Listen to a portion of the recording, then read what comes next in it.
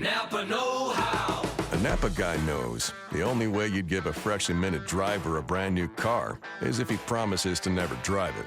Instead, let him grind the gears and knock over the neighbor's mailbox in something a little more suited to his skill level. And with over 500,000 parts and a little Napa know-how, he can safely drive something that's nearly as old as he is. It's not perfect, but it's perfect for him. That's Napa know-how. Napa know-how.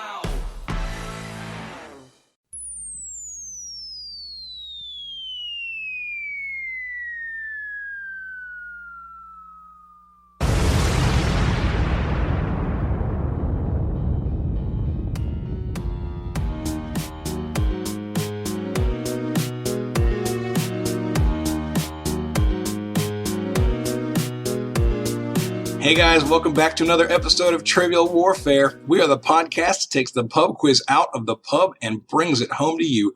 My name is Jonathan, and today we have a very special episode featuring two of my friends, Joel and Josh. Hey guys, how you doing? Doing great, Jonathan. Thanks for having us on the show. Yeah, so far, so good. And it's only going to get better. Well, we'll see about that. So, you guys are from the Always Listening podcast, a podcast review show, and you have reviewed Trivial Warfare in the past.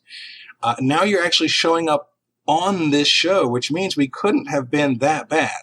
No, you did very well. As a matter of fact, we were both very high on you. Josh found you first, actually. I put you on a list, I think because I knew you were going to Podcast Movement. So I was like, we should check these guys out. But I hadn't gotten there yet.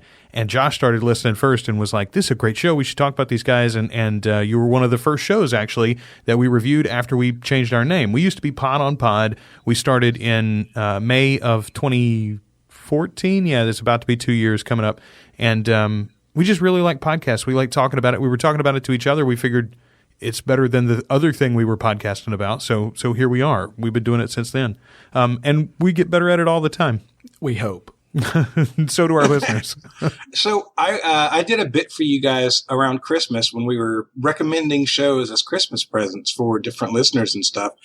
And after I did that, or after that appeared, I noticed that you guys were talking about going head to head on this show to see who actually knew more trivia. And as soon as I heard you saying that, I was like, hey, let's make this happen. Like everything that we do that's any good, it was Josh's idea, and then he makes me implement it. So he's the brains of the operation. No. So you see what Joel is doing right now? Yes. Being like super complimentary to me, giving me all the credit, so that even if he loses, he'll still like, well, I was a good guy. So you're saying you're not going to be a good guy if you lose? Oh, no. The only thing I'm worse at than losing is winning. He is a terrible, terrible winner. Oh, I'm a horrible winner. And he's had so much practice at it too. Like he's the luckiest guy I know in life. There's an arts lottery drawing thing that they do here every year to raise money for the local arts council. This dude won it like 3 years running. He's a lucky dude. But I'm going to crush him today. That's right. You said you were going to murderize him. I'm going to murderlate him. You hear off mic, he'll say whatever he wants. Oh, I'm on mic. I'm telling you right now, I'm going to, what does Conan say? I'm going to drive him before me. I'm going to hear the lamentations of his women. Are you going to smash those Mises to pieces? All the Mises to pieces. Just there you go, man. We're going to get it done. All right. Well, hey, before we hit the normal trivia segment, I think it's time for our Warm It Up, Chris segment. Warm it up, Chris. I'm about to. Warm it up, Chris. 'Cause that's what I was born to do. Today's Warm It Up, Chris, is going to be a little fun. I'm not sure if you're going to be good or bad at it, but you get to work together before you work apart, right? So this is some teamwork here. And we're going to go back and look at companies that have changed their name. Oh, good Lord. So I'm going to give you the original name of a company, and you guys are going to try and figure out what the current name of the company is. Oh, I like this. Okay. All right. Okay, so company number 1, Quantum Computer Services. Quantum Computer Services. Is that Qualcomm? It could be. I was thinking maybe Cyrix or is it Citrix? Who are the people that own like Linux now? Isn't that Citrix? They do like networking and server components or something like that, I think. I have a Citrix account. I'm going to go with you. What did you said, not Qualcomm. Who did you say? Well, You I don't know. He remember now. seems pretty big on Citrix, Citrix? right now, yeah. I'm going to say Citrix. American Online. American AOL, really? AOL used to be called Quantum Computer Services, and they changed to American Online in 1991. I would think it would be the exact opposite. Yeah, like they used Like to be you put AOL yourself and you in a gotta box rebrand. like, oh yeah, people in England don't use our product. So now we have to be quantum computing services, quantum computer Right, then it works services. for everybody. All right, your second company, Backrub. Icy hot. I can tell you that this is a major technology company. Really? Yes. That's interesting. Okay, so I was just reading an article the other day about how the thing that eventually became Twitter was they were actually trying to do podcasting, and there's no money to be made in it at the time, and so they pivoted and they became Twitter.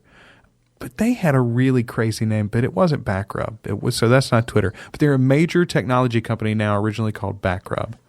So, man, a back row is supposed to like make you relax, feel good, make your day easier. That's what I was. So maybe I think it's a search engine, possibly, you think that might have been like the code name for Google once upon or a time? Yahoo, or I would hesitate to call Yahoo a major technology company anymore. I don't know. I'm going to go with you. I'm going to say Google. Okay. Yeah, let's go with Google.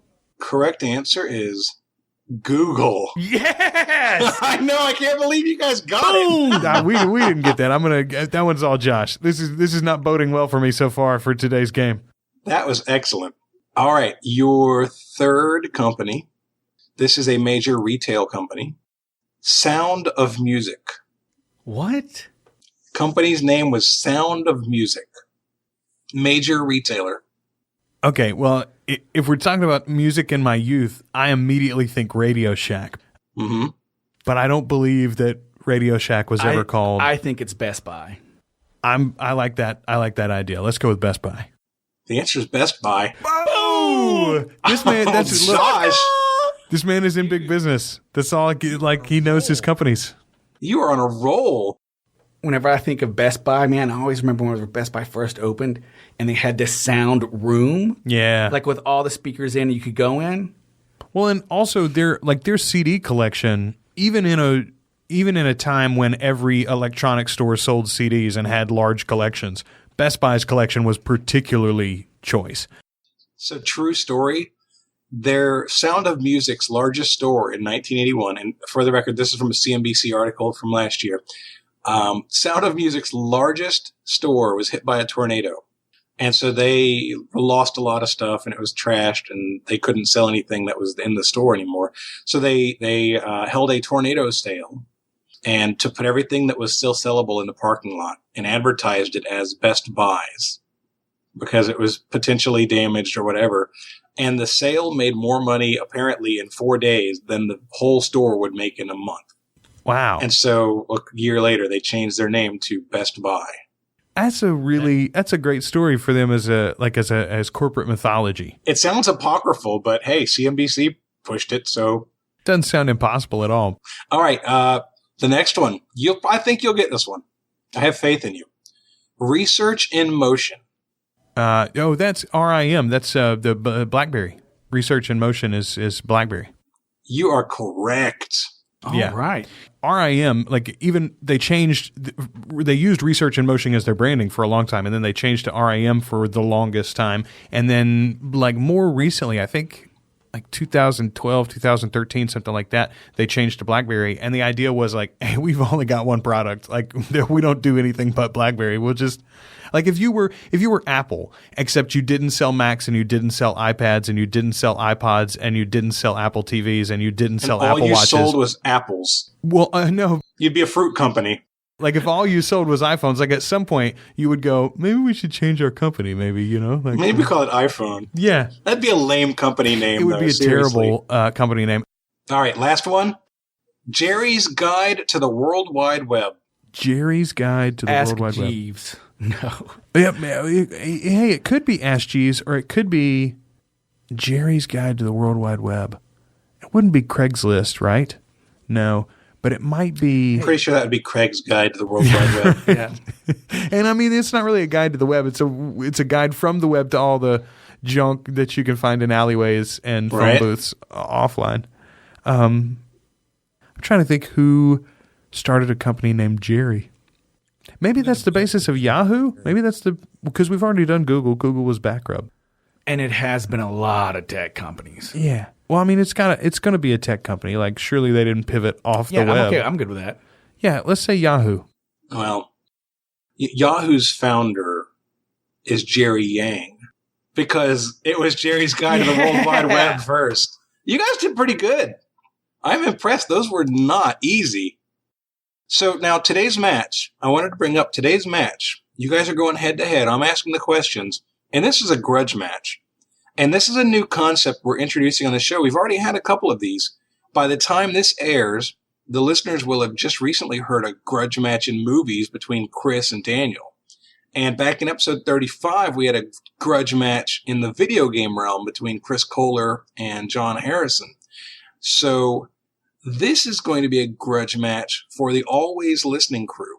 I'm going to set up a page on the site, and whoever wins this is going to be permanently etched in the sands of time, or the mountain of time. The pixels of time as being the winner of this match. But you guys said you wanted to take it a step further. Oh, yeah. Yeah, there's got to be skin in the game. So, gentlemen, why don't you, what have you agreed upon? What skin are you going to put up for this? So, once upon a time, as you mentioned, we have reviewed your show, Trivia Warfare, on our little podcast, Always Listening. Once upon a time, we also reviewed a podcast called Rob Has a Podcast, featuring the host Rob Sesternino.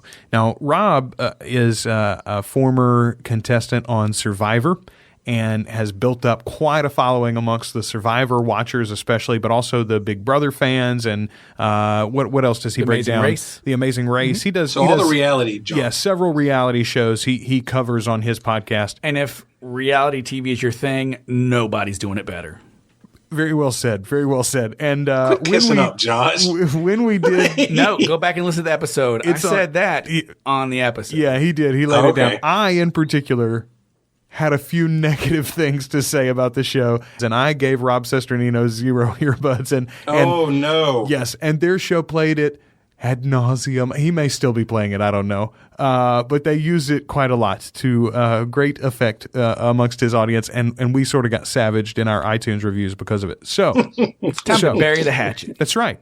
Now we've met Rob. New year. We've met Rob in person. We've shaken hands over this deal. I've kissed the ring, so to speak, and mea culpa. And he's a nice guy. We get along fine.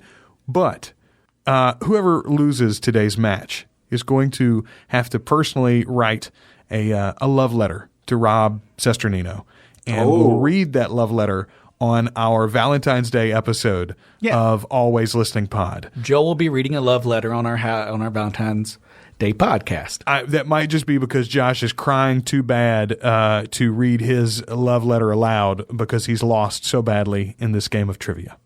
So we're going to go ahead and get started. You guys know how the game works. There are going to be 6 rounds, 3 questions each. I only need 3 to win. Wow. I've played Joel. Joel is stiff competition. Yeah, he's been talking smack for a week now, and I keep thinking, I'm like, you hadn't played this game yet, dude. I've played twice already. Joel's like, I have experience losing to Jonathan. That's right.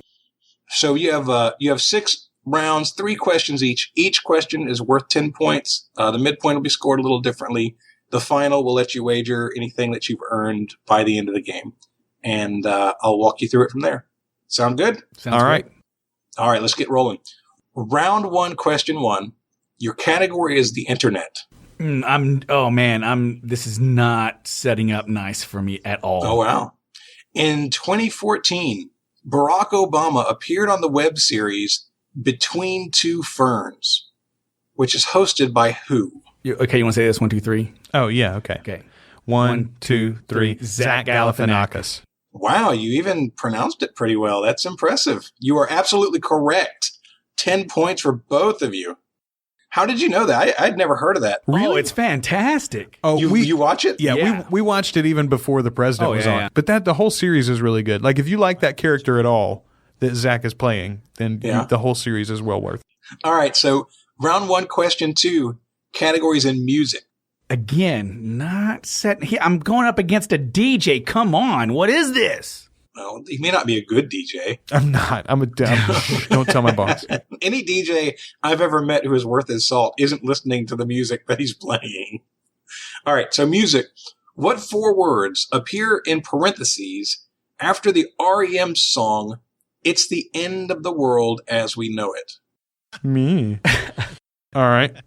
I am locked in now. Josh, what are you thinking? Saying in parentheses, I think it's, and I feel fine.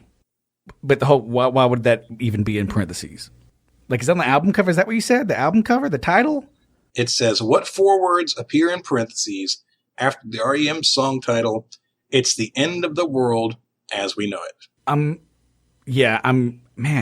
have a clue. If it's not that, I don't have a clue what else it could be. So that's what I'm going to go with. What was the answer? And I feel fine. And Joel? And I feel fine. And I feel fine is absolutely correct. All right on. What was funny is when you were talking about whether you were going to answer it or not, you said, I feel pretty good. And I'm like, do you feel fine? What gets me is like I was hoping he might start leaning in the direction of like maybe it's like written by Norman Osborn or whatever, I did. Like you said, Yeah, the Green parentheses, and I Goblin thought did it. parental advisory warning, parental advice. That's what I first went to. And it's like, parental warning, explicit lyrics. yeah, or something like that. Yeah. All right. Finishing out round 1, question 3. Category is celebrity couples. Who directed Madonna in Swept Away and also married her in the year 2000? I have this. You got it too? You want to 1, 2, 3 it? Yeah, if I'm wrong, then I'm okay to feel dumb on this one. Okay. All right. Here we go. 1, 2, 3. Guy Ritchie. Correct. Look at you both swept the first round. It is 30-30. We going for them high scores, baby. You're not sucking nearly as badly as I expected. All right. Round 2, question 1. Category is beverages. What do you get when mixing ginger ale with grenadine and a cherry? What do you get when mixing I know ginger what this ale is. with grenadine and a cherry? Ginger ale, grenadine, and a cherry. I think I have this one. I think I have it too. Yeah, I'm going to write mine down. Do you want to see if we can 1, 2, 3 this puppy all the way through? Sure. Okay. 1, 2, 3. Okay. Ready? 1, 2, 3. Shirley Temple. Wow, you are correct. Yeah, look at that. Heavy drinkers, both of you? No, It's not exactly actually. a masculine drink. No, it's not. I know there's a cherry in a Shirley Temple. That's really all it came down to. And I was thinking the other two are not like super strong flavors.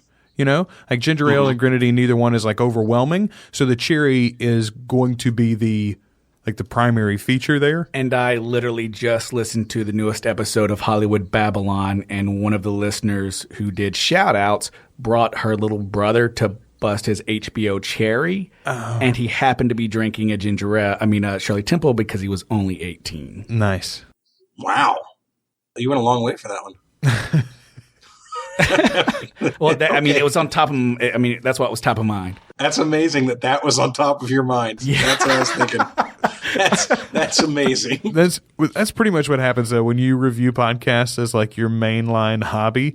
It pretty much means all you ever are going to do is tell somebody what you just heard on a podcast. Ask our wives. No, yeah, that's true. That is true. I bet that makes you popular. Yeah, like anytime, like I'll be talking to Kelly and I'll be like, somebody told me the other day and I can't remember where, and she's like, you heard it on a podcast. You heard it on a podcast is where you heard it. Oh my God. You know damn well where you heard it. You heard it on a podcast. Okay. All right. Round 2, question 2. The category is science. Science. I'm blinded. Question is, What organ produces insulin and, let me pronounce this correctly, glucagon? I'll spell that for you. Glucagon. The hormones that regulate blood sugar. What organ produces insulin and glucagon? The hormones that regulate blood sugar. I'm torn between two. Me too. Yeah. I bet it's the same two for you too. All right. I'm just going to have to pick one. And I'm going to hope that I pick the same one as him. Because then it doesn't matter whether we're right or wrong. Okay. All right. I'm going to just pick one. All right. So I am now locked in. You tell me what two organs are you I just want you to say if about? those were okay. Pancreas and liver. Those are the same two organs that I thought of. And Wow. And I'm thinking it would be pretty silly for the liver to produce insulin because it's a filter organ. Mm-hmm. So I'm going to go with pancreas. Joel, what did you say? I also went with pancreas. Correct answer is pancreas. Right on. Look at you two. Wow. So here's the reason I went with pancreas. I didn't think so much about the filter, but what had me, or I should say, what had me worried about pancreas, what had me wanting to walk back from it, I couldn't remember can you live without a pancreas? Like, can you? Is that one of the things that they can have just take out? They can't just take your pancreas out. So you'd have to replace it with some kind of drugs, or you'd have a problem. I was going back and forth because, like if your spleen explodes, they just take your spleen out and you don't have a spleen anymore. Your appendix, they just take it out. Like gallbladder. Your gallbladder is the same way. They just take it out. And in all of those cases, or your second thumb. In all of those cases, you might have some medicine to help you regulate everything properly. But like in general, you'll be a fine functioning human being. And I was like, if the pancreas is one of those organs that can be removed, then it can't be the one that creates glucose. Because I know you can't go, like even with insulin, even with insulin shots and stuff, you can't have no naturally occurring insulin and live. I'm going to say, since you're not a doctor, you could be wrong. Maybe so. Maybe I could be way off. Now, interesting, I brought up appendix. I read an article the other day. I don't remember where. It definitely wasn't a podcast. And was it in the appendix of a periodical? Oh, God. No. But they were finding that the appendix might actually not be useless. Really? It's been believed that it's a vestigial organ and is like a second stomach or totally unimportant, right? What they're finding is that it's possible that the appendix purpose is to generate the bacteria that lives in your stomach that helps you digest food. Wow. All right, right on. And so when you remove it, that could mean, and they're still trying to figure this out, this isn't proven science yet, but they're starting to hesitate to remove it because it might be that people who have had it removed have more digestive problems. Got to get that live culture going. Mm-hmm. Mm-hmm. Wouldn't that be interesting to find out however many years after you started just ripping them out that all of your organs were actually important and had a purpose? Yeah, Shocking it'd be like that terrible thing that we read about in history books in 100 years. Hey, remember this time when everybody we just ripping appendixes out left and right? Isn't that crazy? Appendixes is what allows us to levitate. Like, who knew? You know? Well, no, it keeps you alive. Your lifespan is now 120 years That's right. because that appendix kicks. Could have all lived to 150 if we'd only kept our appendixes. Okay, question 3. You have perfect games going on right now. We don't talk about that during the middle of the game. We just had the jinx put on us. We will not get a single one right from here on out. I have a feeling you might get this one right. It's still in you guys should know that the earlier questions are a bit easier than the later questions. Then why are you so surprised? This is clothes. Clothes? So we're going to test your Clothes. fashion sense here. All right. This dude's pretty, Gucci. yeah. What Scottish garment has a name based on the Middle English term for fold or pleat? You want to 1, 2, 3 it?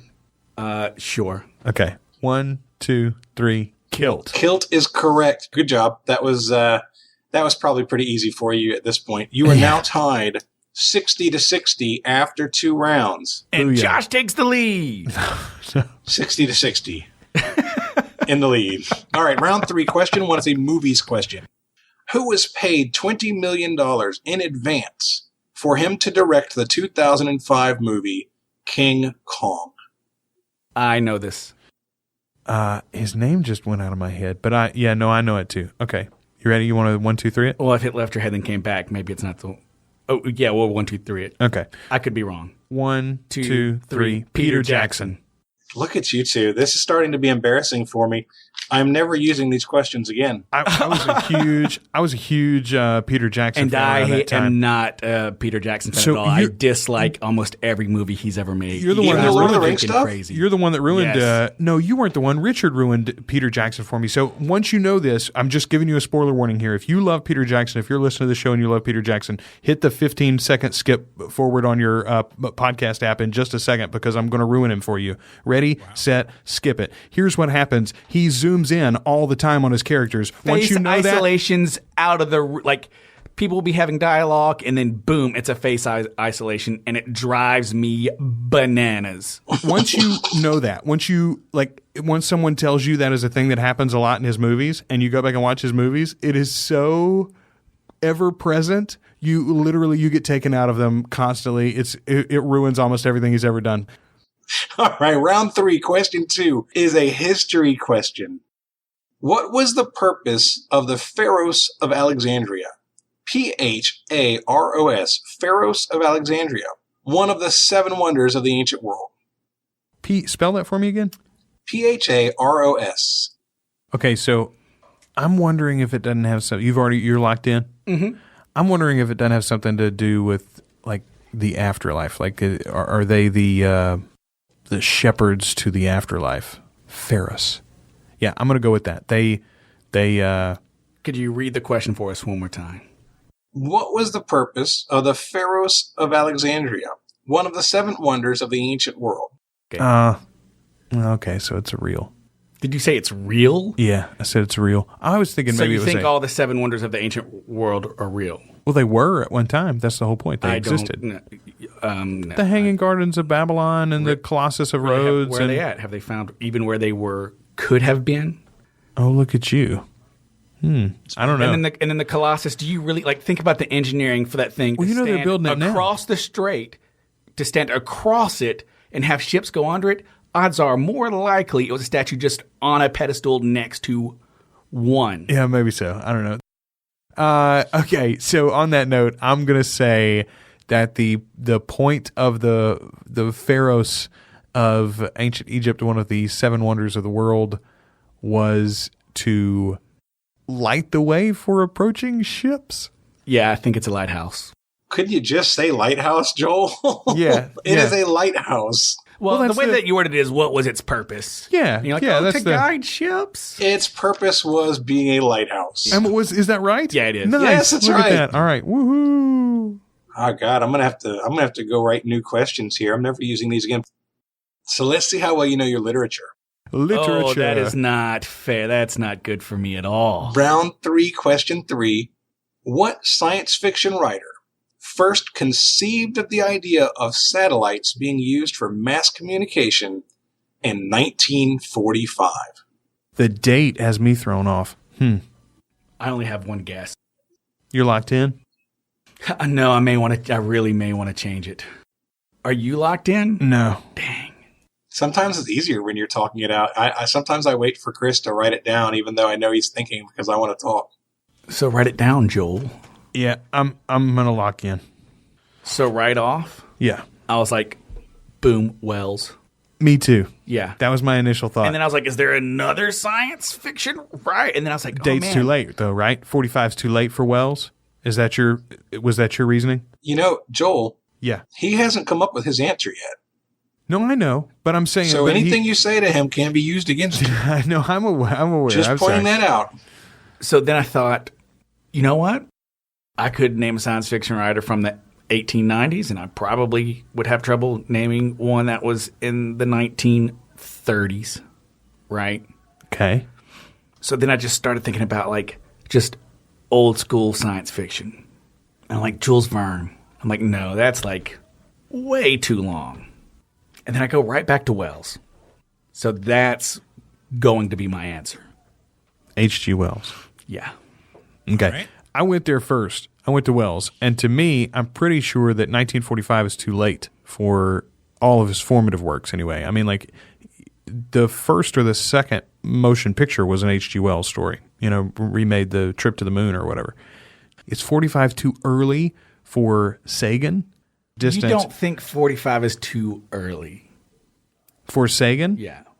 No, that's what I'm saying. I think it is too early for Sagan, which led me to my eventual answer, Isaac Asimov.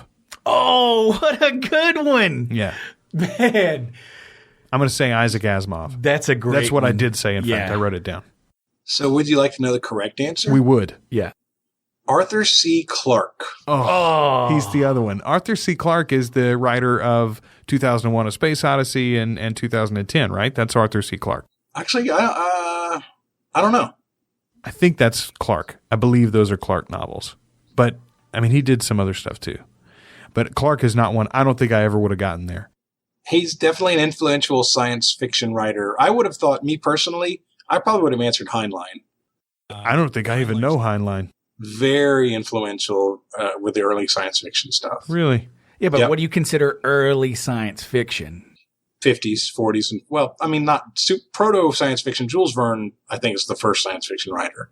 Yeah. So you were right on with that. And then Wells, certainly. I mean, War of the Worlds, they were doing the radio broadcast of that, I think, in the 30s. Oh, see, I was hoping the broadcast was in the 40s. I think it was the 30s. Yeah, it could have been. It could have been even earlier. Yeah. So I finally stumped you guys. I can't tell you how happy that makes me. Everybody's gotta learn sometime. I don't mind missing one at all, as long as you also miss it. I felt the exact same way. Yeah. It is still a tie game. It is 80-80 going into the midpoint. Your category is astrology. Astrology. I'm going to give you 4 symbols, and I want you to tell me what astrological sign corresponds with each symbol. Are you kidding me? I am not kidding you. All right. Here are your symbols. The scales, the archer, fish, and twins. Your symbols are the scales, the archer, fish, and twins. I couldn't even name all of them. You don't have to name all of them. Just the 4 I'm asking about. I couldn't even name 4 of them. Oh, no. Well, that doesn't bode well. Okay, I got my 4 locked in. Is this where Joel takes the lead? All right. I'm only 100% on one of them. And that's the twins. All right, so what are you saying your 100% on the twins is? Gemini. I also have Gemini for the twins. Okay. Okay, so next, the next one I'm feel 70% on is the first one, the scales. And I think that's Libra. Okay. Mostly because I couldn't think of another one. All right. It's a good reason. So I'm going to have to stay locked into Libra for the scales. Oh, I know what this one is. Okay, so I think the fish, which is the one I just thought of. Okay, at first I was like, I don't know, Virgo, because it's just one that I was like, no, I think that means like virgin, so this can't be fish. Like, how does that make sense? Right? And then I was trying to think of something that sounded constellationally, right? And then Age of Aquarius popped in my head, and I'm like, man, Aquarius, man, water, fish. But I'm not even real sure that that's a sign. It just sounds like it should be. But I think it's Pisces. I'm going with Pisces for the fish. And the hunter, I didn't have I don't have a clue. Archer. Or the archer. But it's close. Same ballpark. Yeah. Well, Elmer Fudd was a hunter. The Fudd sign. Yeah, and so Hunting rabbits. And so this one I'm almost 100% sure is wrong. Okay. I can't think of another one. All right. Right? Like I thought Aquarius may still be one. I don't know. But I went with Sagittarius, and I don't have a reason for that at all. Wow. Okay, that's weird. So your list is? My list is Libra, Sagittarius, Pisces, and Gemini. Okay. All right, Joel, what do you have? So here's my list. I have scales as Libra. The archer, I wrote Capricorn and then I scratched it out and I put Sagittarius. I put Pisces for fish And I put Gemini for twins. We guessed all the same. You have the same answers. I would have never even guessed Capricorn. I would never have popped in my head. So I'm really hoping that's right. I had forgotten Aquarius was one of the signs until he said it. Capricorn is a goat. Capricorn is a goat. Good to know. Yeah. Okay. So that's not one of these. So scales. What are scales? Aquarius is a water bucket. Just a bucket of water. The correct answer to these four are Libra, Sagittarius, Pisces, and Gemini. Boom. All four of them, man. I gotta tell you, that's so bizarre. I thought you were going with Aquarius for the fish, dude. I thought he was too. Dude, I'm so happy. Were you just putting us on there? Until I started talking it through, that's like I've got it scratched out right here. Look, seriously, boom. All right, so after the midpoint, boy, it's a high scoring game. Right. It is 100 to 100. Good God. And the pressure is on. It might be one of those that comes down to the person who misses one question loses. It could be that tight. I'll tell you what it's going to come down to. It's going to come down to our wager. It's going to come down to who wagers how much and who understands how to play the game. It might. All right, round 4, question 1. Category is television. Okay. What sitcom most often preceded the Bob Newhart Show during its 6-year run on CBS?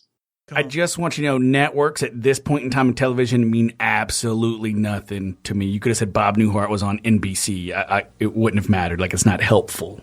So what sitcom most often preceded the Bob Newhart Show during its 6-year run on CBS? I'm locked in. Wow.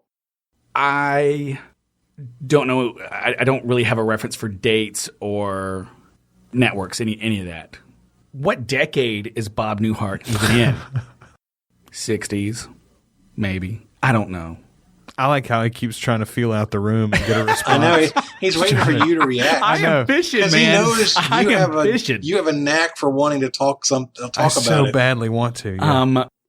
And so if it's old enough, I'm thinking like you lead into that with I Love Lucy or Mary Tyler Moore or something like that. I'm going to go with Mary Tyler Moore. It's a good guess. So here is what I know about this question and the answer. First of all, you got to go backwards in chronology to get more of Bob Newhart's name. So every show that he did used less and less of his name. First he did the Bob Newhart Show, then he did Newhart, then he did Bob and all of them were on CBS, by the way. Yes, 3 separate sitcoms all in a row. And Bob gets you into the 90s. So I said that the Bob Newhart Show, which I don't remember watching. I've seen it like on TV Land and stuff, but it was before my time. I'm going to say that that came out in the 70s. And the show that I thought, okay, it's probably the anchor of your comedy block if you're CBS at this time, I said All in the Family. Okay, so you said All in the Family. Josh, what did you say? Mary Tyler Moore Show. He said Mary what Tyler Moore was Show. that? It's on tape, fool. We can back it up. Don't make me back that thing up. You said Mary Tyler Moore Show. Yeah, now I want to say like Laverne and Shirley. Yeah. Yeah. You're not changing because I told you what decade it was in. The answer to the question is the Mary Tyler Moore Show. Eat it, you know. Let me give you this whole diatribe about the timeline of Bob Newhart. Woohoo! Idiot. I didn't even know what network All in the Family was on, to tell you the truth. Like, I think it was on CBS, but I'm not positive. When he said I Love Lucy or Mary Tyler Moore, I thought to myself, holy crap, if he gets this right. Right? How is that possible? He just backed up into it, man. All right. Is he an idiot savant? I'm just the best guesser. He's the luckiest guy in the world. I'm telling you, he's the luckiest guy in the world. All right, round 4. Question 2 category is science. Science. The letters D, N, A stand for what? Oh, good Lord. Right? DNA. We should know this. We really should. It's probably not digital. I literally think I just made up words. This is the part of the show where it comes off the rails. But it will be DNA. All right, I got my answer. Okay, can I just get mine out of the way? Yes. Okay. Mine's going to be worse. This is, I don't even know if this even makes sense in science, Sure. but I know these are sciencey words. I think it's deoxyribonucleic acid. Wow, I feel so terrible. Yeah, I'm pretty sure that you might not have pronounced it all correctly. Yeah, but I'm pretty sure that is. Sure. I'm pretty sure that's true. I put dinosaurs not attempted. I could not think of it. I could not think of it. But I've recently watched Jurassic World. Don't do it, scientists. Don't do it. The correct answer is deoxyribonucleic acid. Wow. We have somebody pulling ahead here. Like pretty And significantly. somebody's starting to think about love letters. Category 3 for round 4 is in games. What board game shares its name with a title character from a William Shakespeare play? Locked in. Joel is praying in the back of his mind. Here's a couple of things I'm thinking of. A lot of Shakespeare have like Italian characters in it, take place in Italy, right? So I'm like, Strategio, that sounds something like that. And I'm like, man, it would be so easy. It would be so easy for a game just to be called Puck that I don't know, or something Puck. That would be brilliant. I hope that's right. I can't think of another. I wish there was like a card game called like Falstaff. That would be awesome. You're being real quiet over there. Trying real hard to earn some points on you. I think in the end I'm going to go with Othello. Son of a... The answer is Othello. It is Othello. Right So, on. Josh, how long were you putting us on there? Yeah, how long did you back into that one? I literally said it when it came to me. Oh my God. I was working my way through place. So right before that, I was like, okay, is there anybody from Taming of the Shrew? Is there anybody from Tempest? And it Right. just took me that long to make it to Othello. Dang. Okay. After 4 rounds, Josh has 130. Joel has 110. It's feeling bad, Joel. It's looking bad for you, my man. Gotta turn it around. The right answer's out there. I just need long enough. Round 5, question 1 is in game shows. So I went from games to game shows. Who was the longest running host of the game show Tic Tac Doe? Tic Tac what? Tic Tac Doe. Doe? Doe. Doe! You gotta be. I didn't even. Is that like a current game show? Tic Tac Doe. I feel like that's some YouTube stuff. Tic Tac Doe. Like money dough? Or like for real dough? Dough. Joel, do you even have an idea? Yeah, I've got 2. Dude, I can name one game show host. 2. I can name 2 game show hosts. Well, why don't you pick one of those and name it, and then I could talk through it over here. No, because I know it's not one of those. Like I know it's not Alex Trebek. Well, I'm not locking it in. I'm gonna Yeah, wait. and I know I'm it's gonna not let Bob you- Barker. I'm gonna let you lock it in, and then I'm gonna psychic the room out for a minute. Oh, we have some strategery going on in there. Who watches game shows? I love game shows. I got mine locked in. Oh my gosh, you gave in. I gave in. Okay, right on. So, I wish I could remember the name of the guy that Brody calls the game show host from Mallrats, to reference that movie again. Mm-hmm. And if it's that guy and I don't remember his name, I'm gonna be so very angry. I feel like Tic Tac Doe is new. I don't. It doesn't feel like an old show to me. I don't know. Wayne Brady. I don't know. Final answer? Yeah, I don't care. I don't Okay. know. So he's way wrong. It's not Wayne Brady. Tic Tac Doe is an old show. I have seen it before. A lot of those game show hosts do show after show after show. They do different shows over the years, of course. And there is one who I wrote down, the man, the myth, the legend, Wink Martindale. I really hope he's wrong. You have no idea. I can tell you that Gene Rayburn did Tic Tac Doe, but he wasn't the guy there the longest. The guy there the longest was Wink Martindale.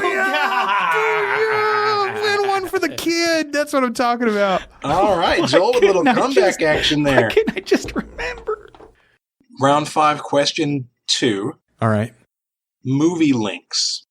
I'm going to give you 3 people that appeared in a movie, and you have to tell me the name of the movie. Oh, I love this one. Oh, there's no way I'm getting. Yeah, it's about to be. So if he gets this one right and I get this one wrong, We'll be tied. We're tied again. What movie contained all of the following people? Kelly Preston, Jerry O'Connell, and Glenn Fry. And that is Glenn Fry of the Eagles. Kelly Preston, Jerry O'Connell, and Glenn Fry. I am clueless. I don't even know who those people are. Kelly Preston, Jerry O'Connell, and Glenn Fry. I'm just trying to think of Jerry O'Connell movies, man. Okay, I'm locked in. I am not locked in. Oh boy. Okay, so here's the method, right? Like, I'm not 100% sure who Jerry O'Connell is. I'm hoping through talking, I'll kind of figure out who he is. I'm going to look in the other direction and be quiet. So, I think Jerry O'Connell is the fat kid from Stand By Me. And I can only think of 2 Jerry O'Connell movies. Stand By Me. And I want to say he's the guy in Tomcats. Give me something, Joel. Just look at I'm me. giving you nothing. Just look at me, I am bro. Stonewall Jackson over here. So just so you guys know what's happening right now, Joel is literally facing away from Josh so that Josh can't even see whether he's grinning or not. All he can see is that his body's moving up and down because he's laughing right now. And the other thing is, I don't really know who Kelly Preston is, right? I'm going to go with Tomcats. So I went with Jerry Maguire. I don't know for a fact that all 3 of them are in that movie. Oh, no. Oh, my God. I know Jerry O'Connell is in it. Can I change No, my you You can't. answer? can't change your answer. Jesus You already said it. Christ. I know Jerry O'Connell is in it. I'm pretty sure Kelly Preston is in it. I don't know that Glenn Fry is in it. Dude, but maybe. I went with Jerry Maguire. I know What do you believe the actual answer is now? Joe's apartment. Joe's apartment? So I can tell you this. Jerry O'Connell was the fat kid in Stand By Me. Yes. Okay. Jerry O'Connell was in Tomcats, a Yes. movie I remember laughing at one point in my life. I never saw Joe's Apartment. I don't know anything about it. Oh, right on. But co-starring with Kelly Preston and Jerry O'Connell were Renee Zellweger, Cuba Gooding Jr., and Tom Cruise, because the answer is Jerry Maguire. What? I Joel, don't remember him in why that are you movie quietly? at all. They can't see you, Joel. You need to celebrate loudly. Yeah, baby. I'm sorry. I was too busy doing the victory dance over here. He was. It was disturbing. That's what it feels like to be back. Okay, so round 5, question 3 is in sports. What team had 7 starters on the 1957 National League All-Star team thanks to ballot stuffing? What year?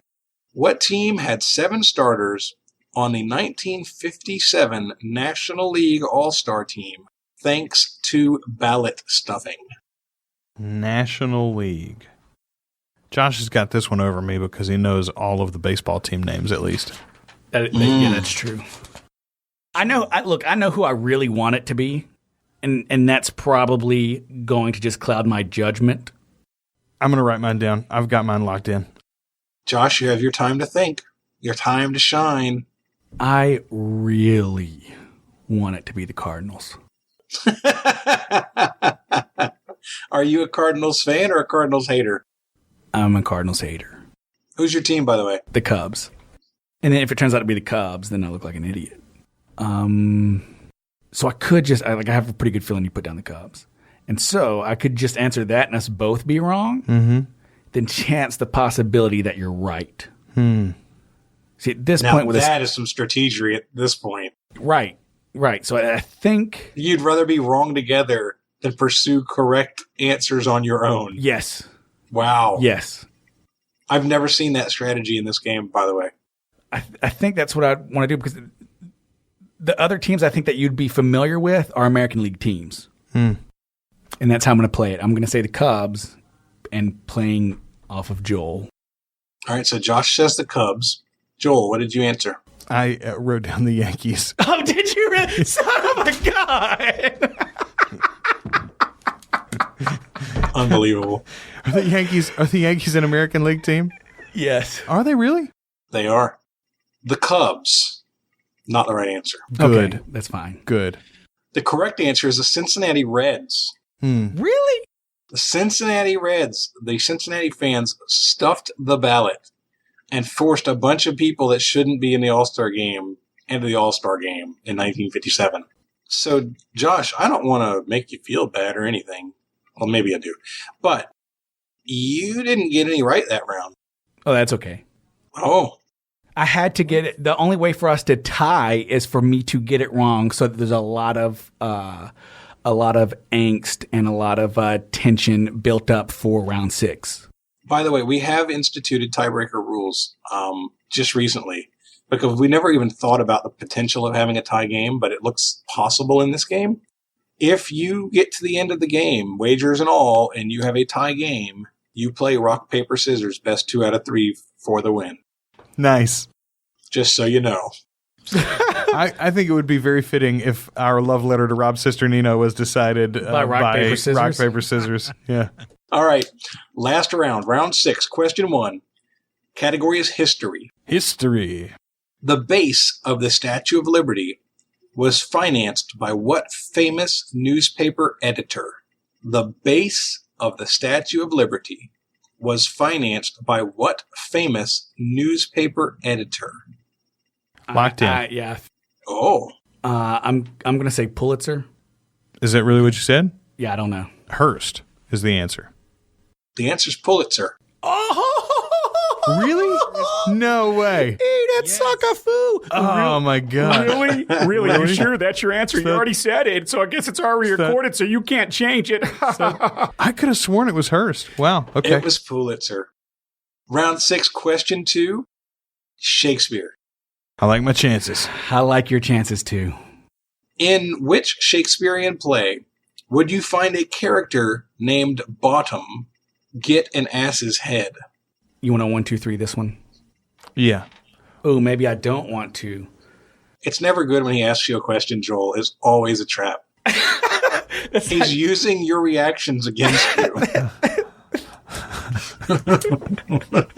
That's really what just happened. You delayed, and he's like, oh, wait, I'm totally rethinking now. Yeah. You get no reactions. I have an answer now. You're locked in? I am ready. So Bottom's the character's name, right? That is correct. Character named Bottom. A Midsummer's Night Dream. It's a Midsummer's Night's Dream. That's what I said. No, you didn't. Yes, it is. It's close. Yeah. Play no, it back. You said the right thing. Bottom was a character in A Midsummer's Night's Dream. He's one of the players Oh, all right. that goes into the woods and he gets cursed with the head of an ass. Yeah. Yeah. All right. Last question of the 6th round. Joel, just so you know, you're down by 10. In order to be tied going into the final, you have to get this right and he has to get this wrong. No pressure, though. Round 6, question 3 is in television. Yeah, I'm never, why? Oh, don't even complain, Mary Tyler Moore. Yeah. Okay. What is the only non-variety show to have appearances by 3 different Beatles? Only non-variety show. And just for the record, to make sure that things are clear, late night shows like The Tonight Show, those are considered variety shows for the purposes of this question. I don't know if what I'm thinking of is considered a variety show. So it's a struggle. Only one thing that I could think of, and I got it written down. All right. Joel is locked in and avoiding eye contact with Josh. It's like you think he's going to steal your thoughts through your eyes. I do. That dude's he's a skinwalker or whatever from Game of Thrones. That sounds disgusting. He's going to three-eyed raven me. Okay.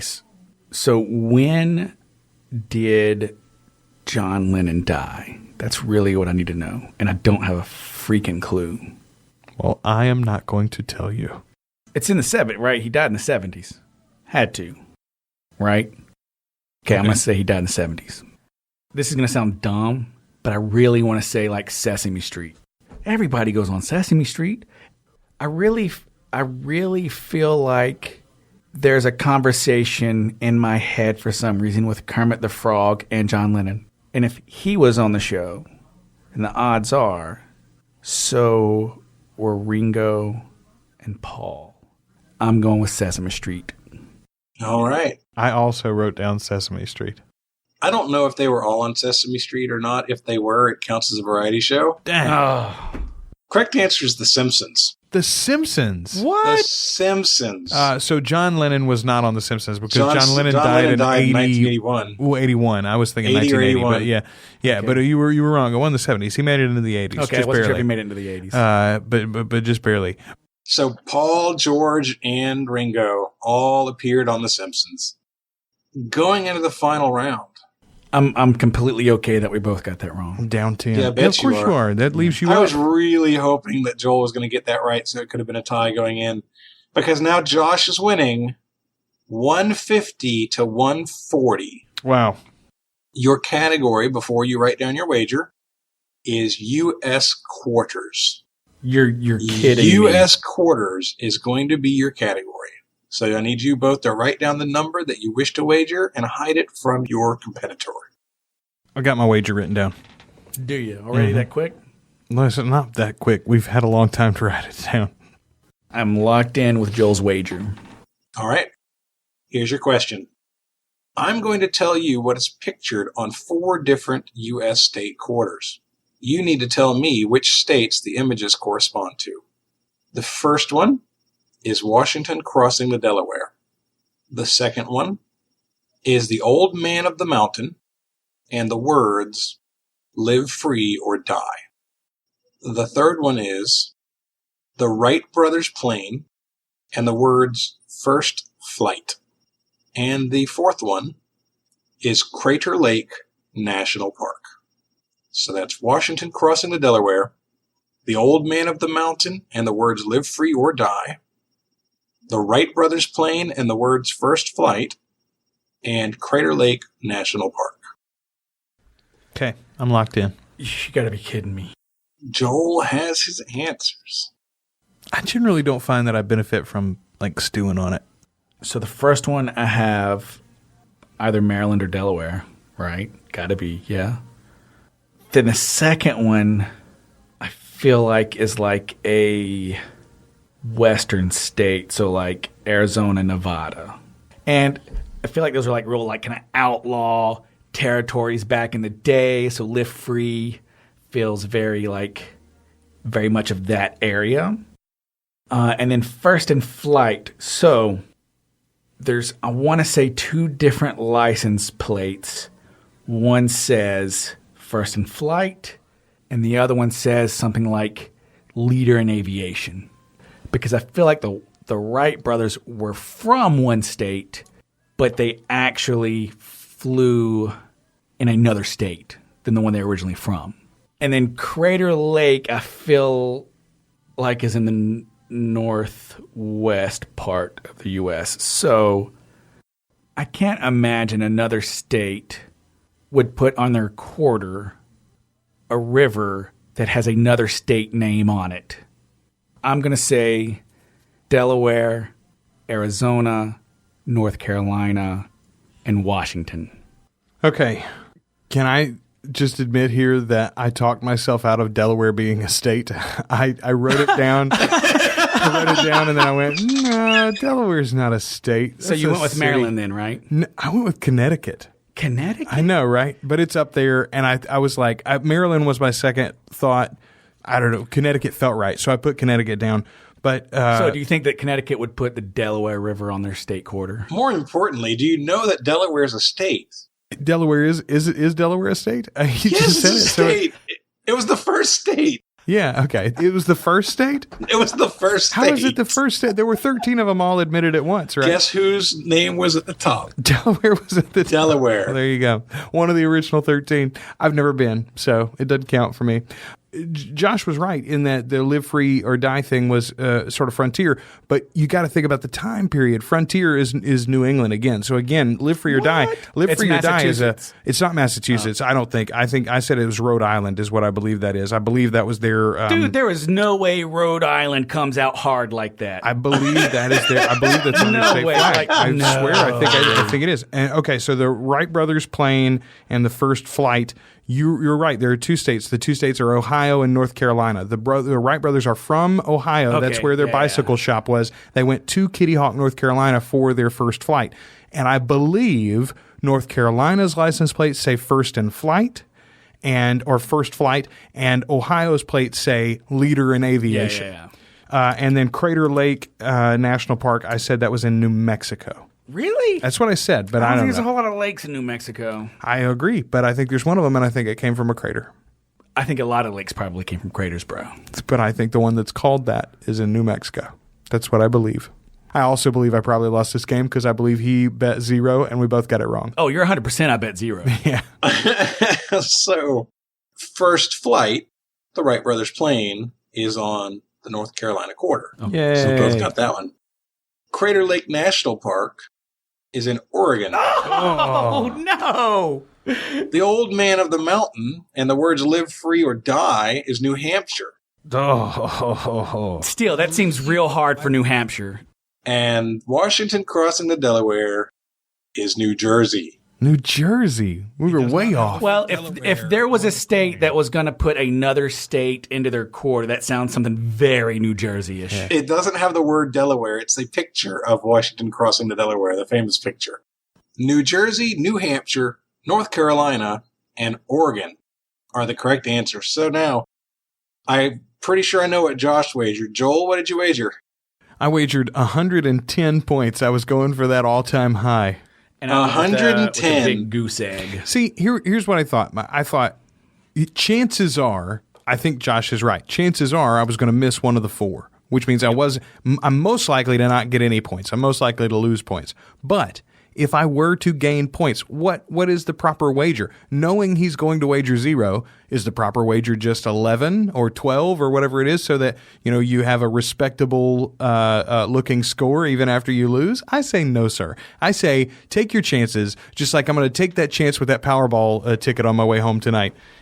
So, Josh, you did bet 0? Yes, I did bet 0. Our final score is Josh with 150, Joel with 30, and Joel, it's time to start composing that love letter I feel to Rob's sister Nino.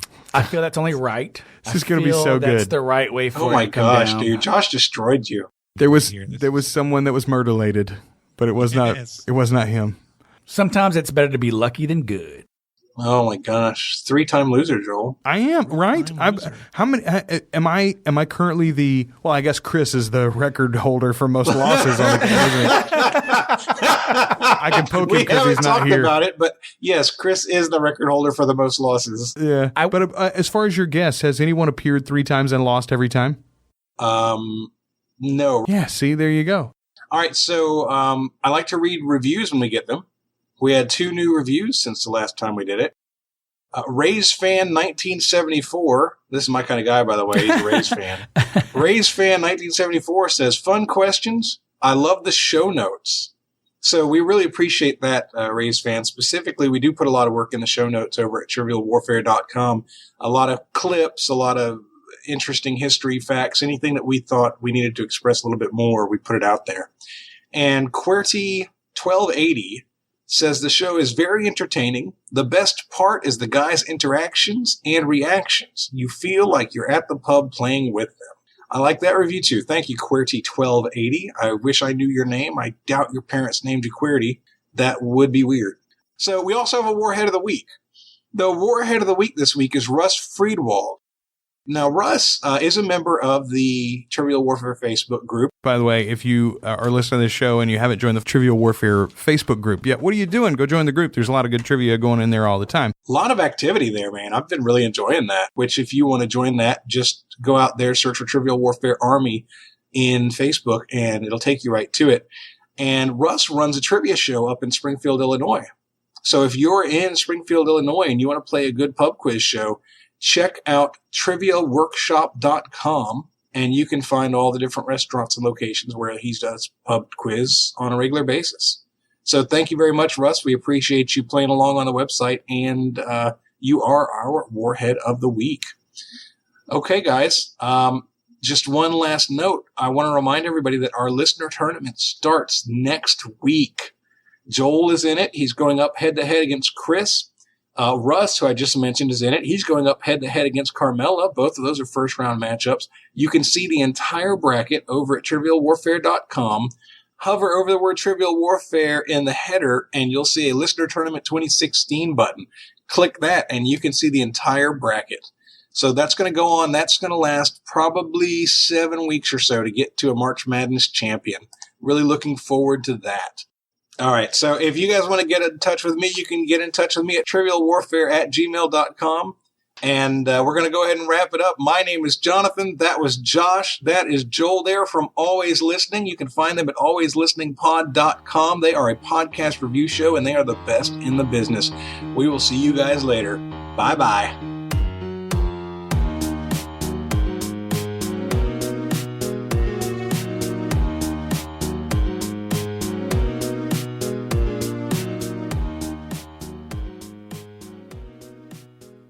Oh, you know what show I would love it to be? Golden Girls, man. Can you imagine? That would be so awesome. They're all Rose's. No, they're all Blanche's dates. Yes. That would be amazing. Blanche Dubois. Girls, I've double booked again. Dorothy, why are there pantyhose hanging off of Blanche's doorknob? Back in my day, we had crabs. We didn't have any beetles. Ready for a fun fact every Californian should know? The boysenberry was actually invented at Knott's Berry Farm. Yep, then came the boysenberry pie, boysenberry barbecue ribs, and over 80 one-of-a-kind boysenberry treats, all ready for you to taste during Boysenberry Festival at Knott's Berry Farm. Starting April 1st, enjoy food, wine, live entertainment, plus a nighttime dance party. Get your season pass today for as low as 6 payments of $15.16, plus applicable taxes and fees at knotts.com. Hurry, offer ends April 23rd.